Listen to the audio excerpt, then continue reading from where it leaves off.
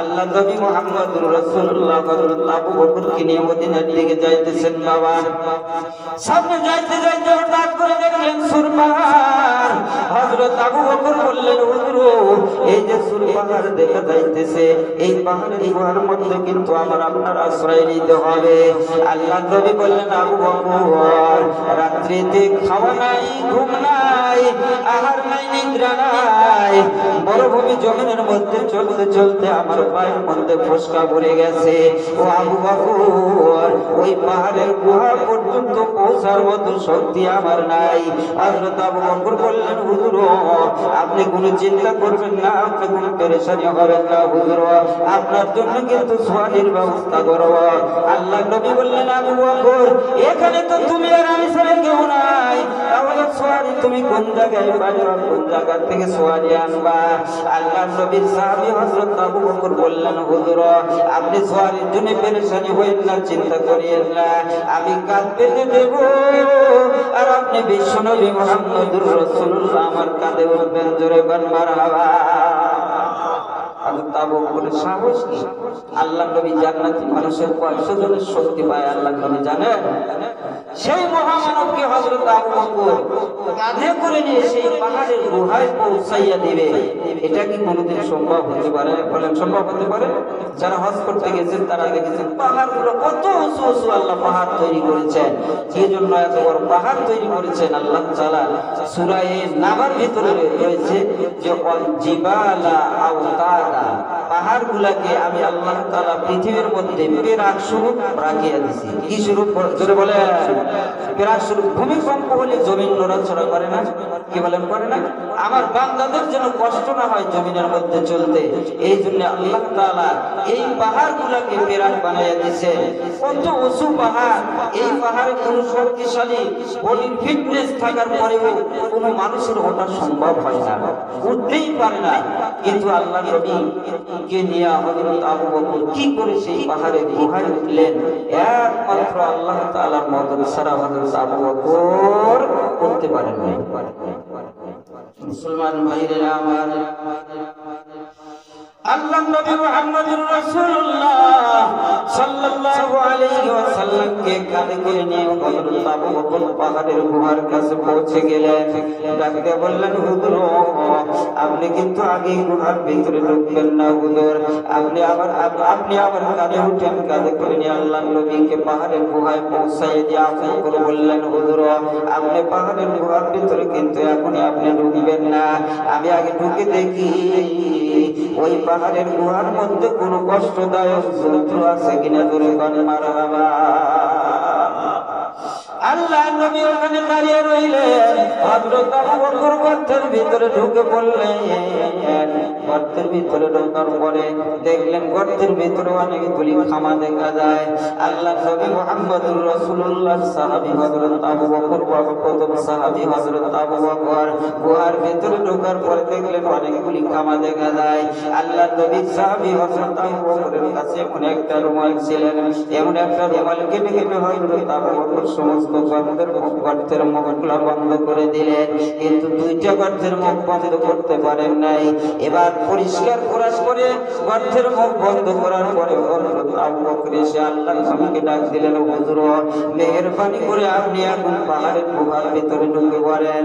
হযরত আবু বকর এবং মুহাম্মদুর রাসূলুল্লাহ সাল্লাল্লাহু আলাইহি ওয়াসাল্লাম পাহাড়ের গুহার ভিতরে ঢুকে পড়লেন। বাবা আল্লাহর নবীর খাওয়া নাই, নিদ্রা নাই, আহার নাই, নিদ্রা নাই। হযরত আবু বকরকে সঙ্গে নিয়ে মরুভূমি জমিনের মধ্যে চলতে চলতে আল্লাহর নবীর পায়ের মধ্যে ফসকা পড়ে গেল। আল্লাহর নবী ক্লান্ত পরিশ্রান্ত দেহ নিয়ে হযরত আবু বকরের রানের উপরে মাথা রেখে হযরত আবু বকরের রানের উপরে মাথা রেখে আল্লাহর নবী মুহাম্মদুর রাসূলুল্লাহ ঘুমিয়ে গেলেন। বাবা হযরত আবু বকর দুইটা গর্তের মুখ বন্ধ করতে পারেন নাই। ওই যে দুইটা পায়ের গোড়ালি দিয়ে হযরত আবু বকর পায়ের গোড়ালি দিয়ে দুইটা গর্ত বন্ধ করেছেন। এই মুহূর্তে সাহাবা আল্লাহর নবীর সঙ্গে দেখা করার জন্য হযরত আবু আবু বকরকে কয়েকবার এসে সিগন্যাল দিয়েছে, আবু বকর বুঝতে পারেন নাই। সাহেব এসে সিগন্যাল দিচ্ছে আমার পা এখান থেকে তুলতে হবে। শয়তান বিশ্বনবী সাহেব বিশ্বনবী মুহাম্মদুর রাসূলুল্লাহকে দেখার জন্য আসছেন। আল্লাহ নবী হযরত আবু বকর বুঝতে পারেন নাই বাবা। সাহেব আল্লাহ নবীর সঙ্গে দেখা করার জন্য আল্লাহ নবীর সাহাবী হযরত আবু বকরের পায়ে দর্শন করে দিয়েছে। যেরকম সুবহানাল্লাহ। হযরত আবু বকর বিশেষ জ্বালা সহ্য করতে পারেন নাই। চোখ থেকে অনিবার্য কারণ বশত চোখ থেকে পানির ফোঁটাগুলো বের পড়তেছিল বাবা। কিন্তু এক ফোঁটা পানি আল্লাহ নবী মুহাম্মদুর রাসূলুল্লাহর চেহারার উপরে যখন পড়ছে, আল্লাহ নবীর ঘুম ভেঙে গেছে। আল্লাহ নবী হযরত আবু বকরের চেহারার দিকে তাকাইয়া আল্লাহ নবী জিজ্ঞেস করলেন, আবু বকর রে, আমি বুঝতে পেরেছি তোমার মনে হয় বাড়ির কথা মনে পড়ে গেছে, তোমার বিবি বাল বাচ্চার কথা মনে পড়ে গেছে, তোমার সন্তান সন্তানাদের কথা মনে পড়ে গেছে, লক্ষ লক্ষ টাকার বাগানের কথা মনে পড়ে গেছে, যার কারণে তুমি কাঁদতেছো। হযরত আবু বকর বলেন, ইয়া রাসূলুল্লাহ, ইয়া হাবিবাল্লাহ, হুজুর, আমার ছেলে সন্তানের কথা মনে পড়ে নাই, বিবি বাল বাচ্চার কথা মনে পড়ে নাই, আমার সংসার সম্পত্তির কথা মনে পড়ে নাই। হুজুর, আমি দুইটা গর্ত বন্ধ করতে পারি নাই। এদিকে সাপ এসে আমার পায়ে দংশন করেছে। হুজুর, আল্লাহ নবী বললেন, আবু বকর রে, তোমার দংশন কিছু স্থানটুকু আমার কাছে দাও। আল্লাহ নবী বিশ্ব নবী মুহাম্মদুর রাসূলুল্লাহ সাল্লাল্লাহু আলাইহি ওয়াসাল্লাম সেই দংশন কিছু স্থানটুকু লইয়া আল্লাহ নবীর পবিত্র মুখের একটু থুতু ভরায় দিলেন বাবা, থুতু লাগাইয়া দিলেন। সঙ্গে সঙ্গে কিতাবের মধ্যে লাগে হযরত আবু বকর আগে যেরকম ছিল পরেও তার চেয়ে ভালো হয়ে গেলেন হযরত আবু বকর। জোরে কোন মারহাবা।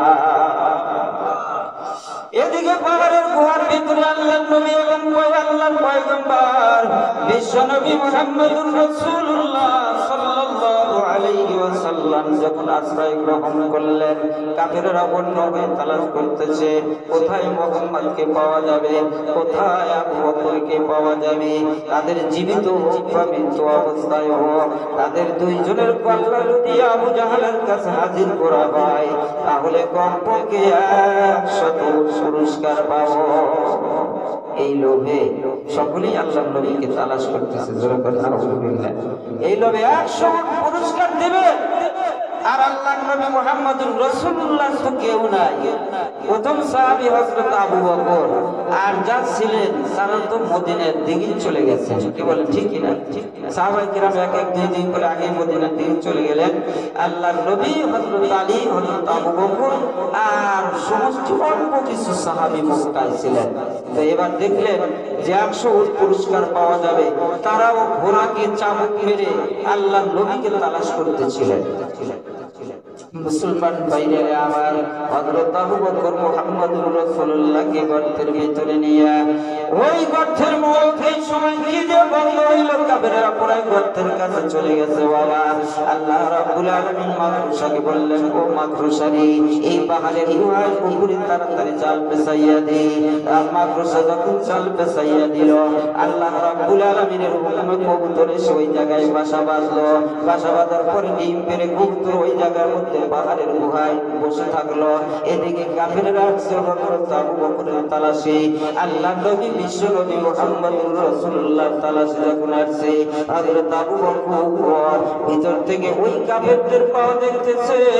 আল্লাহ নবীর সাহাবী হযরত আবু বকর বলেন, ইয়া রাসূলুল্লাহ, ইয়া হাবিবাল্লাহ, হুজুর, ওই দেখেন আবু জাহাল, উতবা, সাইবা, সুফিয়ান আসছে ঘোড়া নিয়ে আমাদেরকে তালাশ করতেছে।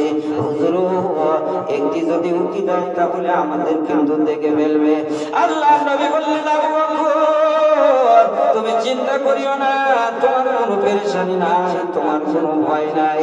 আবু জাহাল, উতবা, সাইবা আমাদের কিছুই করতে পারবে না। এই পাহাড়ের গুহার ভিতরে আমি এবং তুমি নয়, আমার এবং তোমার মাঝে একজন আছেন, তিনি হলেন আল্লাহ। কি আছেন? আল্লাহ আল্লাহ তাআলা সুবহানাহু ওয়া তাআলা একটা মাকড়সা হালকা জিনিস, কি বলেন ঠিক কিনা?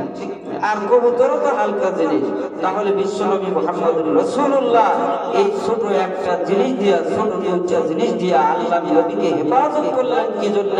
বলে সেই পাহাড়ের গুহাতে আল্লাহ তাআলা এমন ভাবে বড় একটা মজবুত কেলার মাধ্যমে সেই মজবুত কেলা তৈরি করে আল্লাহ নবীর সাহাবী আর বিশ্ব নবীকে হেফাজত করতে পারতেন।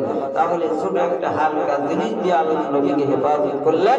একটা হলো মাকড়সার জাল দিয়া, আর একটা হলো কবুতরের ডিম দিয়া। কবুতর বাঁধে বসে রাখলো, বাসায় বসে থাকলো।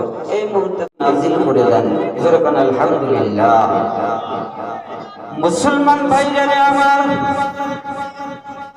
আল্লাহর পক্ষ থেকে যখন হিজরত করার অনুমতি হলো, হযরত জিবরিল আমিন বললেন, ইয়া রাসূলুল্লাহ, ইয়া হাবিবাল্লাহ, আপনাকে এখন হিজরত করে মদিনায় যাইতে হবে হুজুর।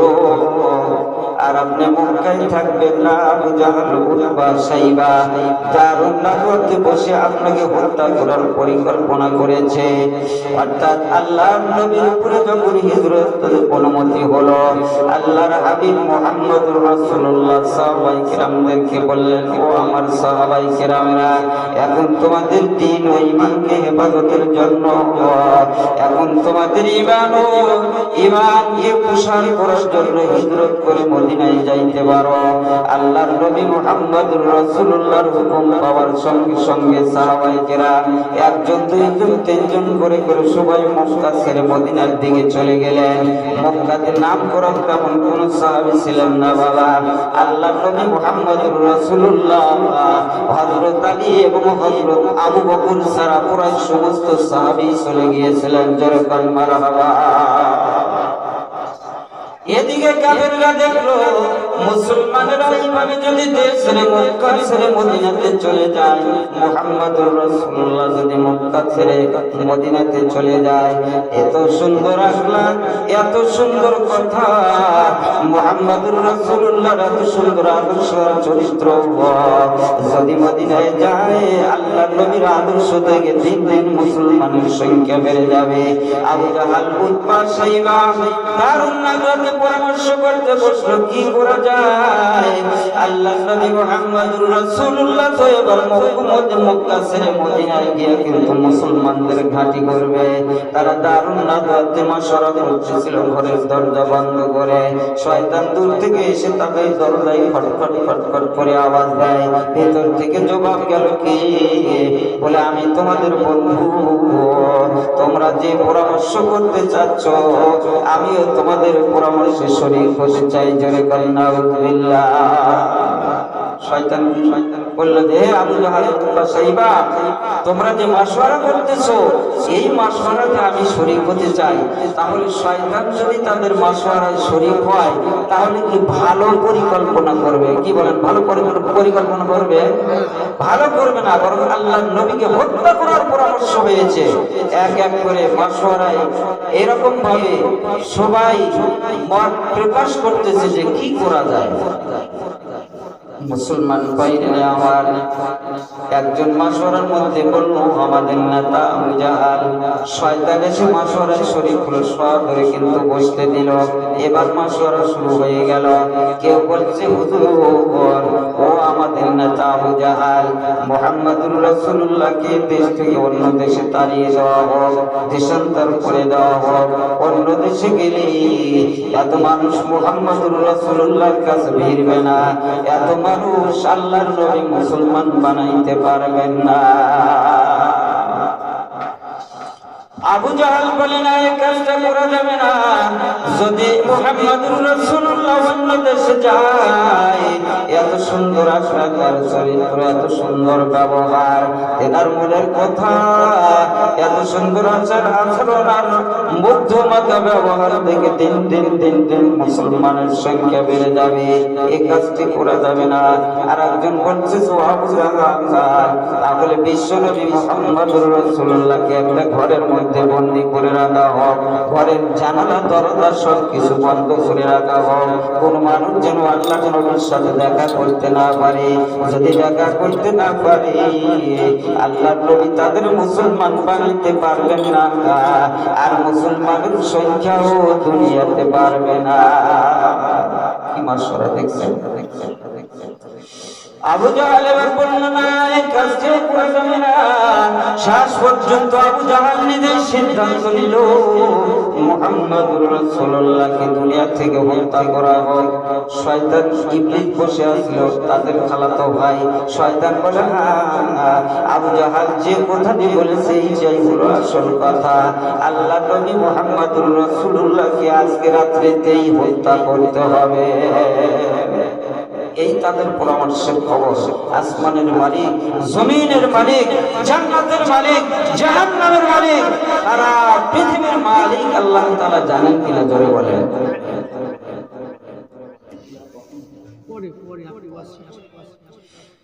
তাহলে তাম পৃথিবীর মালিক আল্লাহ তাআলা হযরত জিবরিল আমিনকে জানিয়ে দিলেন, জিবরাইল মক্কা নগরীতে আমার দুশমন আবু জাহাল, উতবা, সাইবা দারুন নাদওয়াতে বসে, মিস্টার ইবলিসও দারুন নাদওয়াতে বসে আমার হাবিবকে আজকে রাত্রিতেই কতল করার সিদ্ধান্ত নিয়েছে। ও জিবরাইল তুমি দেরি করিও না, সূরা বনী ইসরাঈলের ৮০ নম্বর আয়াত নিয়ে আমার বন্ধুর কাছে হাজির হয়ে যাও।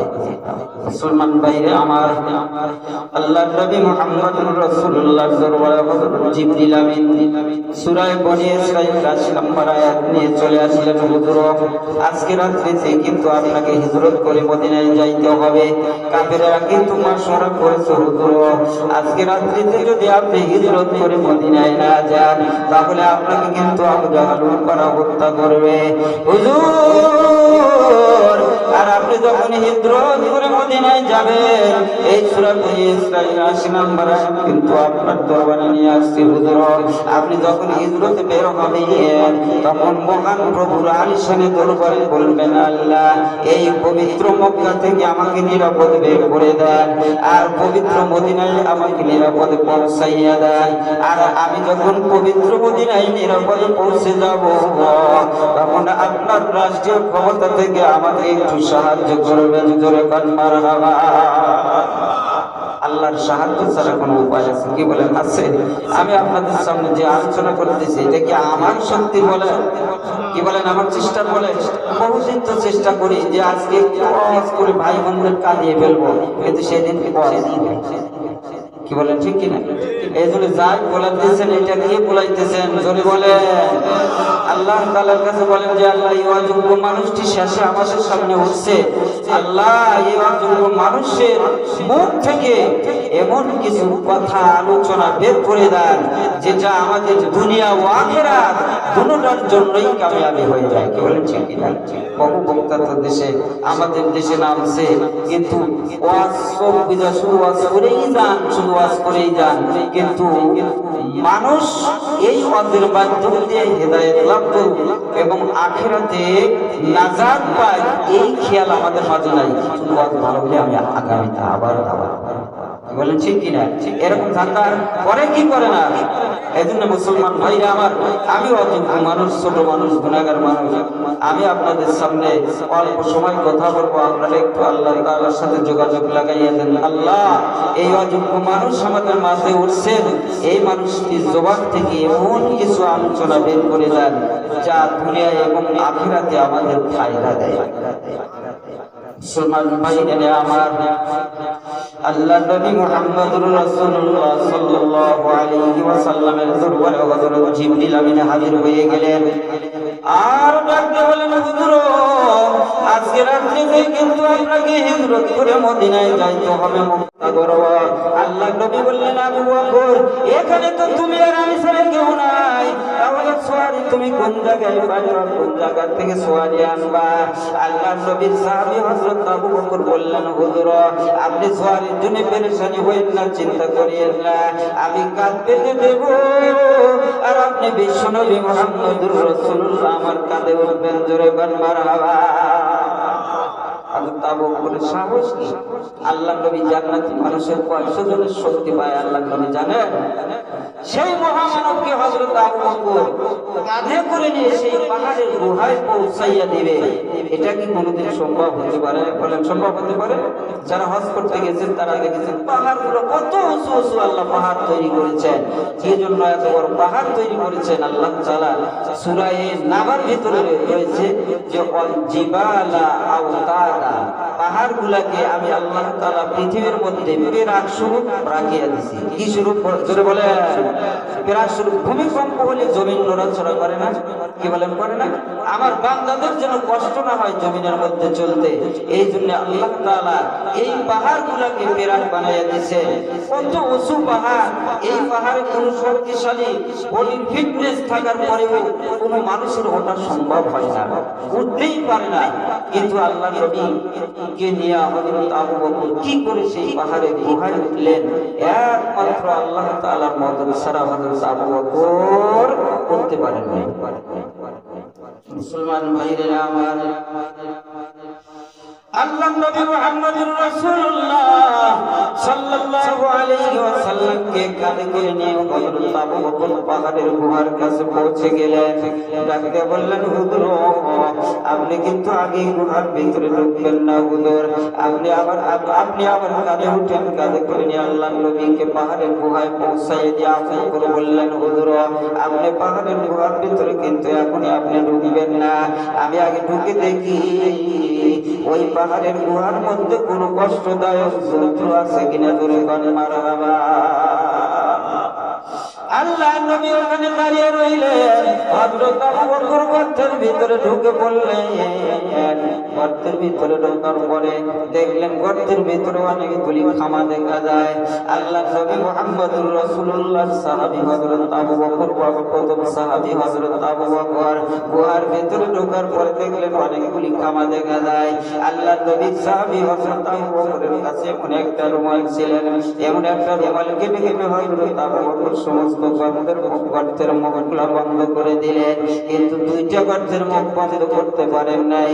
এবার পরিষ্কার খোরাস করে গর্তের মুখ বন্ধ করার পরে হযরত আবু বকর এসে আল্লাহ নবীকে ডাক দিলেন, হুজুর মেহেরবানি করে আপনি এখন পাহাড়ের গুহার ভিতরে ঢুকে পড়েন।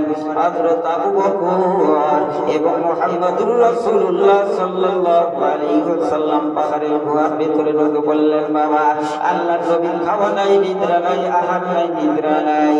হযরত আবু বকরকে সঙ্গে নিয়ে মরুভূমি জমিনের মধ্যে চলতে চলতে আল্লাহ নবীর পায়ের মধ্যে ফোসকা পড়ে গেল। আল্লাহ নবী ক্লান্ত পরিশ্রান্ত দেহ নিয়ে হযরত আবু বকরের রানের উপরে মাথা রেখে হযরত আবু বকরের রানের উপরে মাথা রেখে আল্লাহ নবী মুহাম্মদুর রাসূলুল্লাহ ঘুমিয়ে গেলেন। বাবা হযরত আবু বকর দুইটা গর্তের মুখ বন্ধ করতে পারেন নাই। ওই যে দুইটা পায়ের গোড়ালি দিয়ে হযরত আবু বকর পায়ের গোড়ালি দিয়ে দুইটা গর্ত বন্ধ করেছেন। এই মুহূর্তে সাহাবা আল্লাহ নবীর সঙ্গে দেখা করার জন্য হযরত আবু বকরকে কয়েকবার এসে সিগন্যাল দিয়েছে। আবু বকর বুঝতে পারেন নাই, সাহাবা এসে সিগন্যাল দিচ্ছে আমার পা এখান থেকে তুলতে হবে। শয়তান বিশ্বনবী মুহাম্মদুর রাসূলুল্লাহকে দেখার জন্য আসছে। আল্লাহ নবী হযরত আবু বকর বুঝতে পারেন নাই। বাবা সাহাবা আল্লাহ নবীর সঙ্গে দেখা করার জন্য আল্লাহ নবীর সাহাবী হযরত আবু বকরের পায়ে দর্শন করে দিয়েছে। যেরকম সুবহানাল্লাহ। হযরত আবু বকর বিশেষ জ্বালা সহ্য করতে পারেন নাই, চোখ থেকে অনিবার্য